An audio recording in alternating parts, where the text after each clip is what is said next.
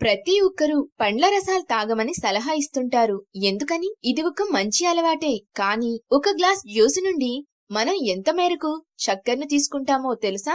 ఆరోగ్య నిపుణుల ప్రకారం ఒక గ్లాస్ జ్యూసుల కన్నా ఒక గ్లాస్ నీరు చాలా రకాలుగా ఆరోగ్యాన్ని మెరుగుపరుస్తుంది. అంతేకాకుండా పండ్ల రసాల నుండి శరీరానికి చక్కెరలు అందించబడుతున్నాయి. కావున మీరు ఆహార ప్రణాళికలో చక్కెరలు తక్కువగా ఉండాలని నిపుణులు అభిప్రాయపడుతున్నారు. సమతుల్య ఆహార ప్రణాళికలో విటమిన్, మినరల్, ప్రోటీన్ మరియు కార్బోహైడ్రేట్లు గల ఫ్రూట్ సలాడ్లను కలుపుకోవాలి. మీ శరీరానికి అధిక మొత్తంలో పోషకాలు అవసరమైతే పండ్లు మరియు రసాల నుండి పొందవచ్చు. అదే విధంగా శరీరాన్ని హైడ్రేటెడ్ ఉంచి హానికర వ్యర్థ పదార్థాలను బయటకు పంపించి వేస్తుంది.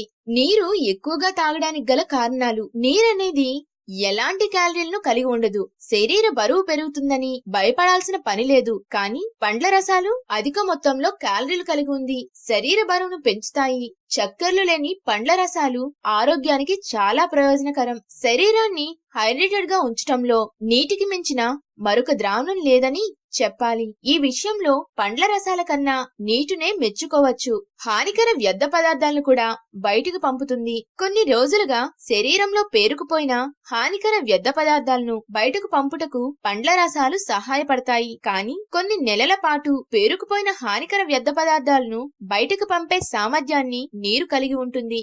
నీరు చౌకైనది. పండ్ల రసాలతో పోలిస్తే నీరు చాలా ఖరీదైనది కాదని చెప్పవచ్చు. కానీ జ్యూసులను తాగకపోయినప్పటికీ మన శరీరానికి కావలసిన అన్ని రకాల పోషకాలను అందించే విధంగా చూసుకోవాలి. నీటి తయారీకి ఏదీ అవసరం లేదు. పండ్ల రసాలను తయారు చేయడానికి సమయం, పదార్థాలు అవసరం. కానీ నీటికి ఎలాంటి సమయం మరియు పదార్థాలు అవసరం లేదు. కనుక వీలైనంత నీరుని ఎక్కువగా తీసుకోవడం వల్ల ఆరోగ్య లాభాలే తప్ప క్యాలరీల బాధలు ఉండవు. తప్పక నీరు ఎక్కువ తాగుతారు కదా, ఆరోగ్యాన్ని కూడా అలానే కాపాడుకుంటారని అనుకుంటున్నాము.